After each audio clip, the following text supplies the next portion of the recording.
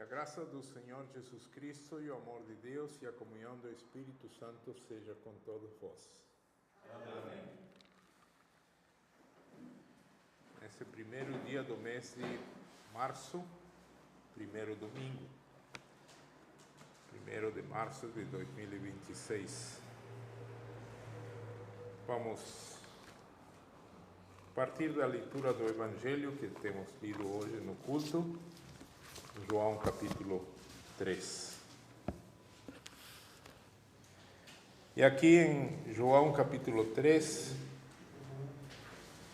a grande doutrina que encontramos, doutrina basilar, né? A base da igreja cristã, é a doutrina do novo nascimento. O Senhor Jesus menciona no versículo 3, no versículo 5, no versículo 7, né?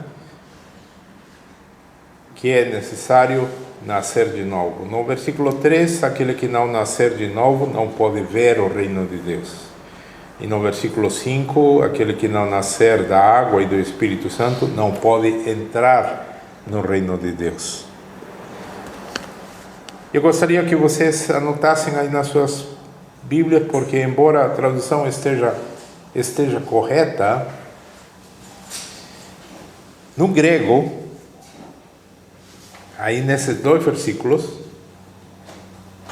principalmente no versículo 3, aquele que não nascer de novo, podem sublinhar esse de novo, no grego diz do alto. Tá? Se compreende que também significa do começo, do princípio. E aí esse conceito de aquele que não nascer do começo, do princípio, está se referindo-se a Gênesis 1:1. No princípio é a esse princípio. E esse princípio é o próprio Deus, em outras palavras, aquele que não nascer de Deus. Aquele que não nascer do alto, no grego. E nas nossas traduções aparece tanto em espanhol como em português, em inglês aparece de novo, nascer de novo, mas no original é nascer do alto, tá? Então, versículo 5, nascer da água e do Espírito. E no versículo 8, nós encontramos: o vento assopra onde quer e ouves a sua voz, mas não sabes de onde vem nem para onde vai o vento. E aí o Senhor Jesus disse a Nicodemos: assim como o vento, ele está fazendo uma comparação, assim é todo aquele que é nascido do Espírito. Aquele que é nascido do Espírito diante das pessoas do mundo é incompreendido. De onde veio? Está indo para onde? Não sabe. Isto nos leva a fazer uma comparação com a primeira carta de Paulo aos Coríntios, capítulo 2, versículo 15. 1 Coríntios 2, 15, onde está escrito: mas o que é espiritual discerne bem tudo, e ele de ninguém é discernido. Discernir é compreender, entender, né? Então, o que é espiritual entende bem tudo, e ele de ninguém é entendido, compreendido. Por quê? É como o vento. Não sabe de onde vem, não sabe de onde vai. Assim é todo aquele que é nascido do Espírito Santo. Então, aqui em 1 Coríntios 2,15, nós nos encontramos com a palavra espiritual, que se refere ao homem espiritual. No grego, a palavra pneumáticos, né? Mas pneumático não é o pneu do carro, claro, o pneu do carro é pneumático porque está cheio de ar, tá? Tem relação. Nós sabemos esses prefixos gregos, né? Pneumatologia, pneumatólogo, é o médico que atende o pulmão, né? Pois é, e o pulmão se enche de ar, né? Pneuma no grego significa ar. Mas o Senhor Jesus não acabou de... O vento, ar, o vento... Não, tem tudo relação, né? Mas aqui se refere ao espírito, né? Então temos o homem espiritual, aqui em 1 Coríntios 2,15. Né? Todavia, no versículo 14, o apóstolo Paulo escreve o seguinte: ora, o homem natural é outro. O 15 é o homem espiritual, aqui é o homem natural. Não compreende as coisas do Espírito de Deus, porque lhe parecem loucura. E não pode entendê-las, porque elas se discernem espiritualmente. Não é que ele não queira, é que ele não pode. É como um cego de nascença, e você mostra um lindo nascer do sol, um lindo pôr do sol, uma paisagem maravilhosa, num mirante alto, elevado. Que linda paisagem. Esse cego de nascença, coitado, ele não tem como captar isso. E não porque não queira, ele porque não pode. E por que não pode? Porque nasceu cego, completamente cego. Assim o homem natural não compreende as coisas do Espírito de Deus, porque lhe parecem loucura, e não pode entendê-las. Não pode. Por isso isso é doidice. Para quem? Para o homem natural. E aí, homem natural, no grego, diz psíquicos antropos. Antropologia, estudo do homem, exato. E psíquicos, psique, psicologia. Nós sabemos esses prefixos gregos. O homem natural é aquele que tem alma. Psique, alma. Psíquicos antropos, o homem que tem alma. O homem que tem alma não pode entender as coisas de Deus, porque elas se discernem espiritualmente, e ele só tem alma, ele não tem espírito. Esse é o homem natural. Assim que a pessoa é gerada, se está gerando o quê? Um ser natural. Se está gerando um ser psíquicos, que só tem alma. Diante de Deus, não existe. Assim como a luz, em suas diversas tonalidades e variações, para um cego, a luz não existe. A visão não existe para ele. Esse homem natural, em Romanos capítulo 8, versículo 5, é um indivíduo segundo a carne e se inclina para as coisas da carne. E o apóstolo Paulo escreve: mas os que são segundo o Espírito, para as coisas do Espírito.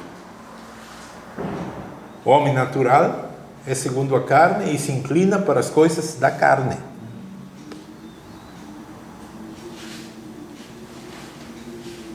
Ele carece de espírito, ele não tem espírito. As pessoas confundem muito, alma e espírito, como se fossem a mesma coisa.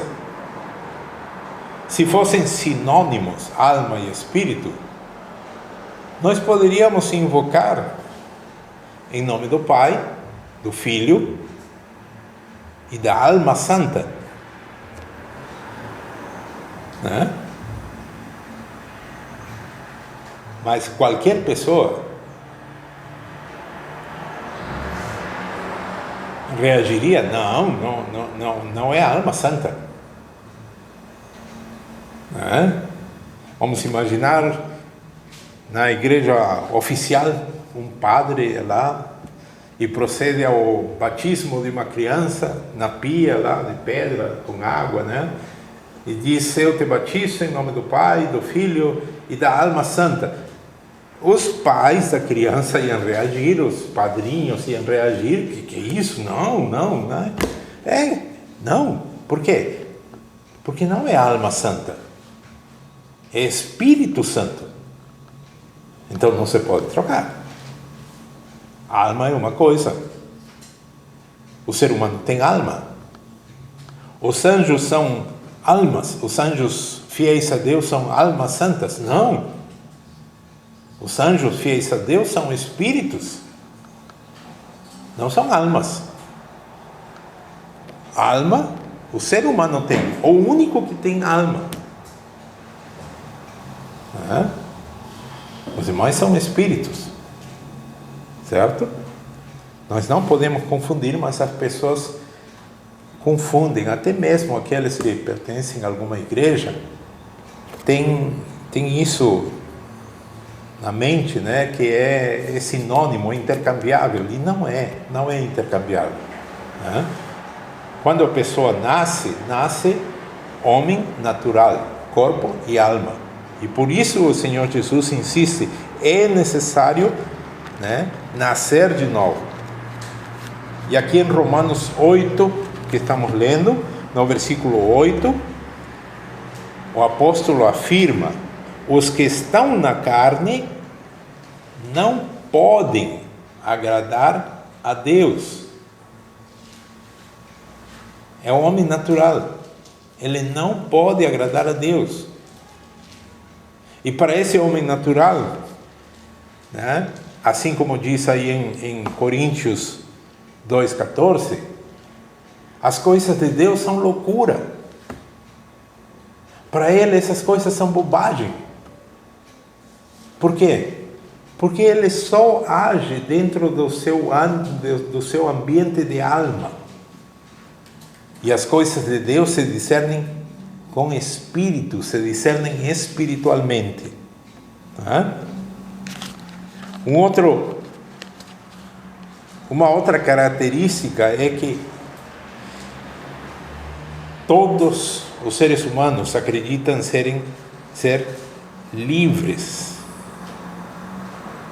E aí, de novo, até os que são membros da igreja, que deveriam conhecer a palavra de Deus, insistem no tal do livre-arbítrio, insistem na tal da liberdade do homem, né?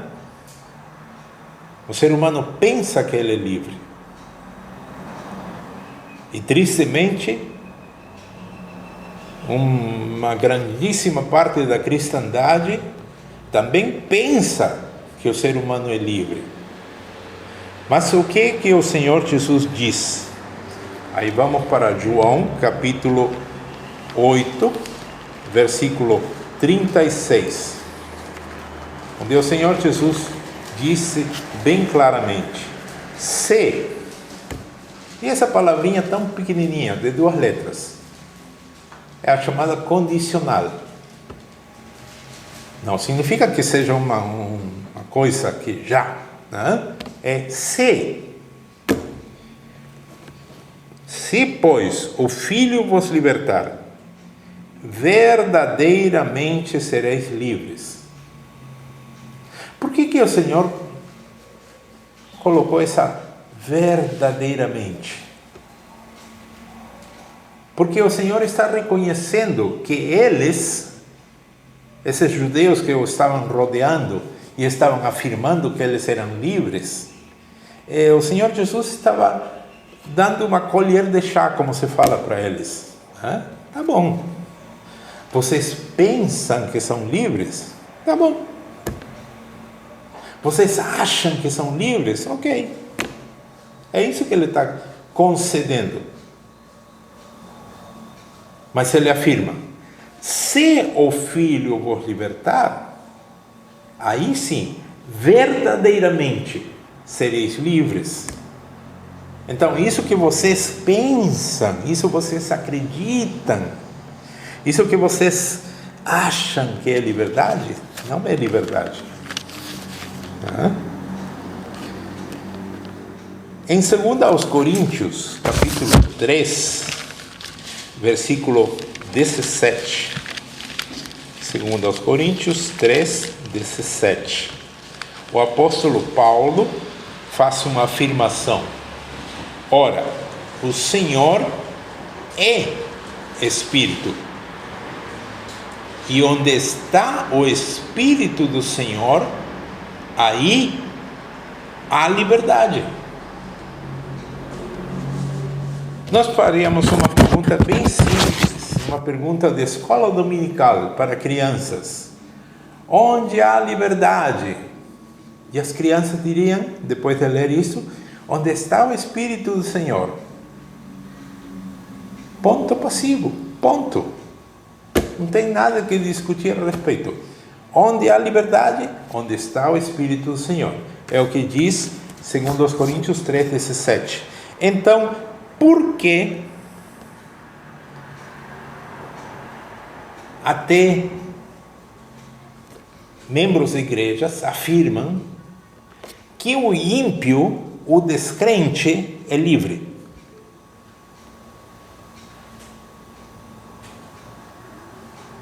Se aí em 2 Coríntios 3,17 diz bem claro, onde está o Espírito do Senhor? Aí há liberdade.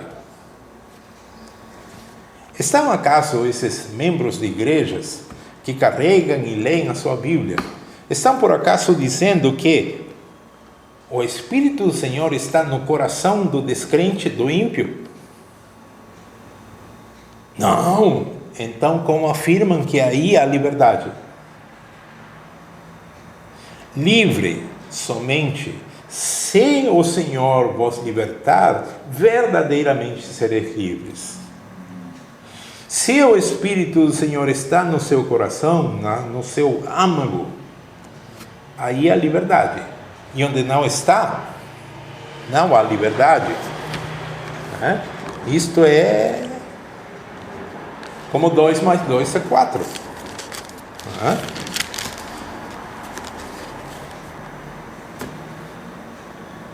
Em Romanos 8, 9, o apóstolo Paulo diz: vós, porém, não estáis na carne, mas no Espírito, se é que o Espírito de Deus habita em vós. Habita em vós. E ele continua: mas, se alguém não tem o Espírito de Cristo, aí não há liberdade, nós já vimos em Coríntios, e aqui Paulo diz, esse tal, aquele que não tem o Espírito de Cristo, esse tal não é dele. Vamos encerrar esta questão, homem natural, homem espiritual. Estamos vendo, focando basicamente no homem natural, o homem que só tem alma. Vamos para a segunda epístola de Paulo a Timóteo, capítulo 2, versículos 24 a 26. Paulo a Timóteo, segunda epístola, capítulo 2, versículo 24 a 26. Onde está escrito: e ao servo do Senhor, o cristão, não convém contender, não é para estar discutindo com as pessoas, não é para fazer isso, mas sim deve ser manso para com todos. O próprio Senhor Jesus disse, sede inofensivos, Sede simples como as pombas, mas prudentes, astutos como as serpentes.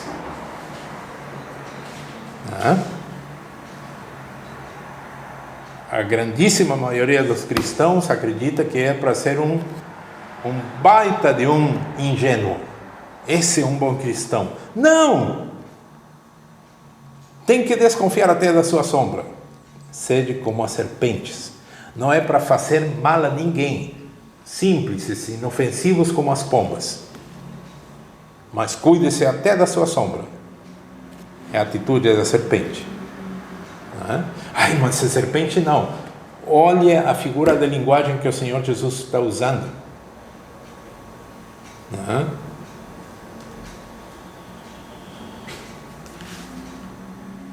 Todas essas pessoas que foram injustamente encarceradas, que até hoje estão na prisão, dia 8 de janeiro de 2023, não teria acontecido se elas desconfiassem até da sombra. Mas nós sabemos, até pelos próprios militares que fizeram Arapuca, eles foram bem faceiros, pensando que nós estávamos ajudando.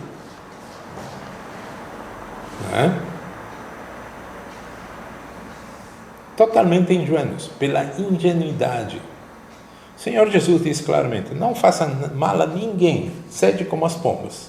Uma pombinha aí não faz mal a ninguém. Mas sede prudentes, astutos como as serpentes. Ao servo do Senhor não convém contender, mas sim ser manso para com todos. E aqui em 2 Timóteo 2:24 diz: apto para ensinar. Eu fico estarrecido vendo os comentários de cristãos nos vídeos do YouTube, nas plataformas sociais, fazendo coraçõezinhos até mãe e pai de santo. Onde tem na cabeça?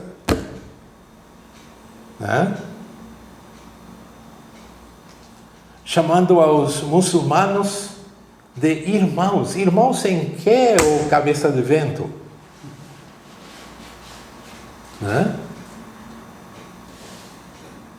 Ai, porque eu apoio Israel, nossos irmãos. Irmãos em que? Nas blasfêmias que esse povo fala de Jesus? Nas barbaridades que eles falam de Maria? É nisso? Mas se cumpre o que a palavra de Deus diz: o meu povo é destruído porque lhe falta conhecimento. E aqui o apóstolo diz que o servo do Senhor tem que ser apto para ensinar. Então, se não é apto para ensinar, fique caladinho, vai passar como alguém que sabe, mas calado, não fale.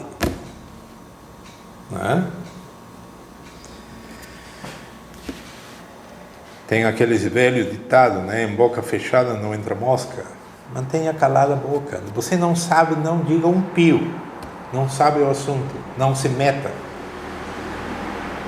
Tem aquele meme na internet: não sabe as manhas, não se meta. O servo do Senhor tem que ser apto para ensinar, sofredor. E aqui continuando: instruindo com mansidão os que resistem. E aí nós temos que definir quem são os que resistem. Os que se opõem. Se opõem a quê? À verdade do Evangelho. Se opõem ao Senhor Jesus, se opõem a Deus, se opõem ao Espírito Santo, se opõem a tudo que está na palavra de Deus. Esses que se opõem, E o cristão tem que instruir com mansidão, a ver se porventura. Esse porventura é talvez, quem sabe.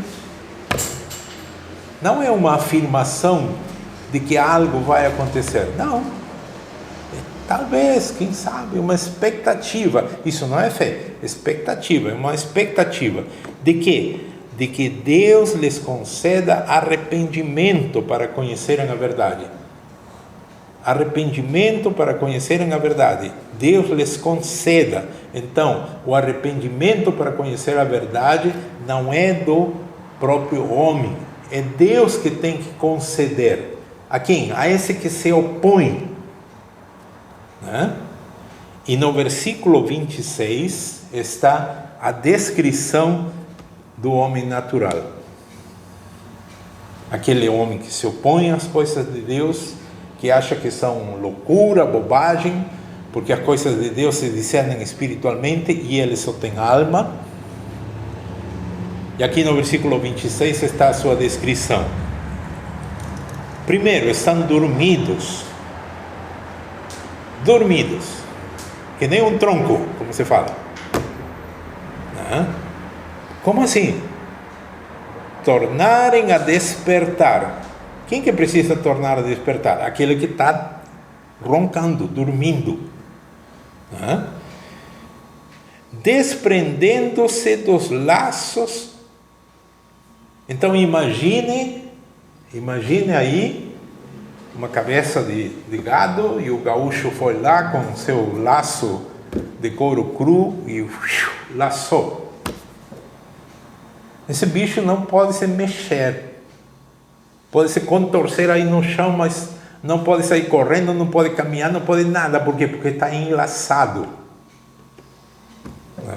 E aqui a imagem, a figura que se faz do homem natural é alguém que está assim, enlaçado, desprendendo-se dos laços do diabo. Quem prendeu esse humano que só tem alma? Aí a palavra diz claramente, o diabo. Ele está dormindo, está amarrado de pés e mãos. E o versículo 26 termina: em que a vontade dele, do diabo, estão presos. Como é que tem até crentes que afirmam que o ímpio, o descrente, aquele que se opõe a tudo que está escrito na Bíblia, que se opõe a Deus, que não acredita em nada, não, ele tem livre-arbítrio. Livre-arbítrio de onde? Ele está dormindo, está amarrado e está sujeito à vontade do diabo. Livre-arbítrio.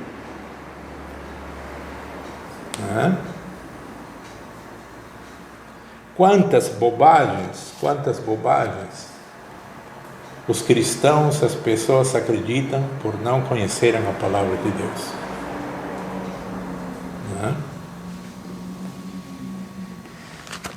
Mas, graças a Deus, que Deus amou o mundo de tal maneira que deu seu Filho unigênito para que todo aquele que nele crê não pereça, mas tenha a vida eterna. E tenha a vida eterna porque nasceu de novo. E nasceu de novo porque é do alto que veio esse nascimento. Não que por minha própria razão ou força. Mas isso aí do catecismo, né? Sim. Isso aí do catecismo não é só para repetir que nem papagaio. É para que isso seja a nossa luz nesta vida. Não é que por minha própria razão ou força eu possa crer em Cristo, nem vir a Ele, mas o Espírito Santo me iluminou. Nasci do alto.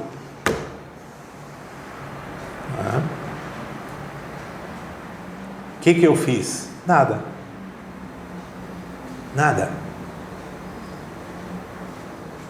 Lutero ensinava, baseado completamente na palavra de Deus: eis que tirarei esse coração de pedra e vos colocarei um coração novo.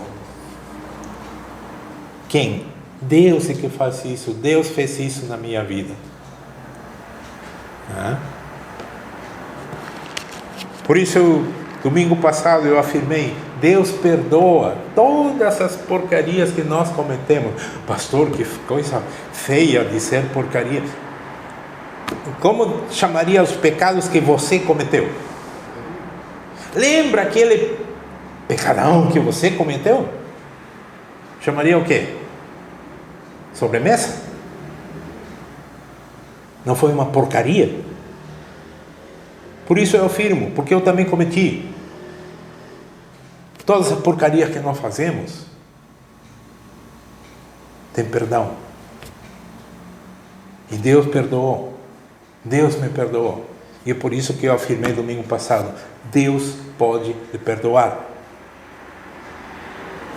Né? Mas é necessário que nós nos aproximemos de Deus.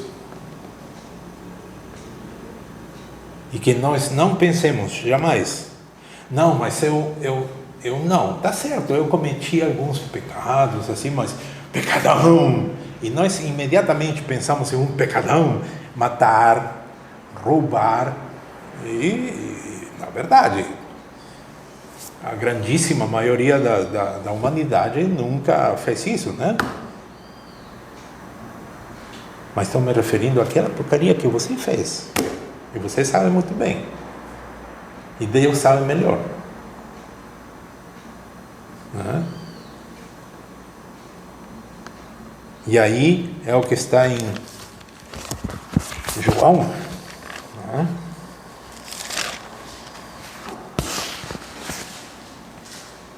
Se dissermos que não temos pecado, João 1:8, enganamo-nos a nós mesmos e não a verdade em nós. Se confessarmos os nossos pecados, Ele é fiel e justo para nos perdoar os pecados e nos purificar de toda injustiça. Se dissermos que não pecamos, fazê-lo mentiroso e a sua palavra não está em nós. Se confessarmos os nossos pecados, Ele é fiel e justo para nos perdoar. Que nós recebamos todos a graça de estarmos sempre dispostos a confessar os nossos pecados. Senhor, eu pequei. Me perdoa.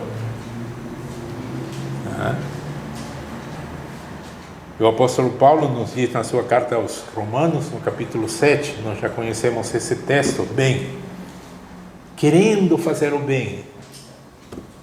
Domingo passado mencionei isso. Pastor, por que não acredita? Porque eu sei. Eu também sou assim.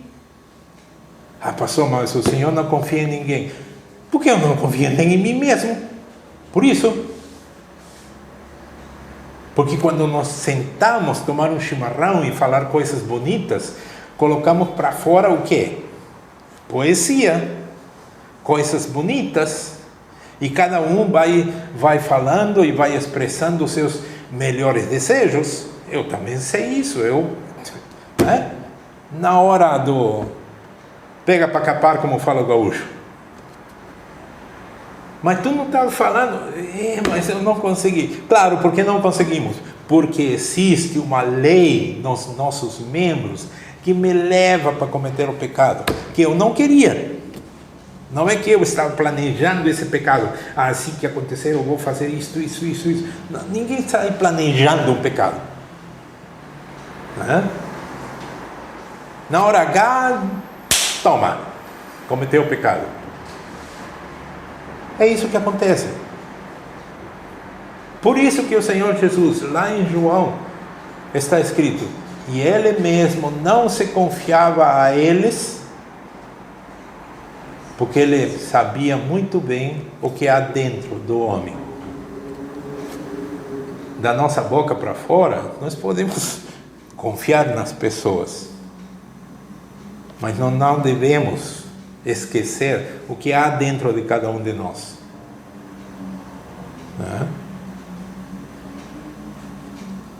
Senhor, eu sou pecador, me perdoa. Por isso, nos cultos luteranos, todo domingo, iniciou o culto, confessemos os nossos pecados. E aí tem a parte impressa do culto, da ordem do culto, e repetem como se fosse da boca para fora. Não, mas não, faça de coração. Eu confesso, Senhor, sou pecador. Eu, pobre, miserável pecador, te confesso todos os meus pecados com que provoquei a tua ira. Faça isso de coração. Né? Faça isso de coração e certamente, quando o pastor diz, havendo, pois, confessado a nossa pecaminosidade, eu, em nome e por ordem de Jesus Cristo, meu Senhor, vos perdoo os vossos pecados, confie, seu pecado está perdoado. Né? Que Deus nos mantenha sempre com essa disposição nas nossas almas e nos nossos espíritos. Nos nossos espíritos, aqueles que tivemos a graça de termos nascido de novo. Não porque somos bons, mas porque o Senhor teve misericórdia de cada um de nós. Amém.